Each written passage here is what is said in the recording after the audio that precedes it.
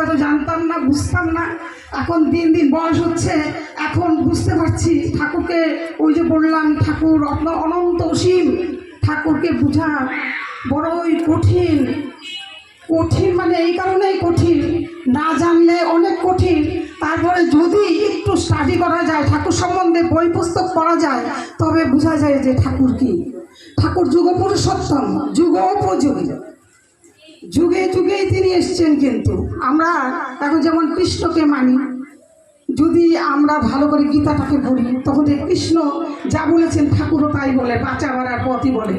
বাঁচা বাড়ার মর্ম যা, ধর্ম বলে জানিস না। ধর্ম কি?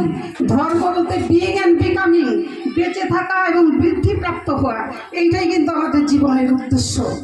আমি কিভাবে ভালোভাবে বেঁচে থাকতে পারবো, কিভাবে আমার এই সংসার, আমার এই সমাজ কিভাবে সুন্দর হবে, যে এইটুকু আমি জানবো। ঠাকুরের কিন্তু এইটাই বলা, সহজ সরল বিধান। বেঁচে থাকা এবং বৃদ্ধিপ্রাপ্ত হওয়া, এটাই মানুষের জীবন কিন্তু।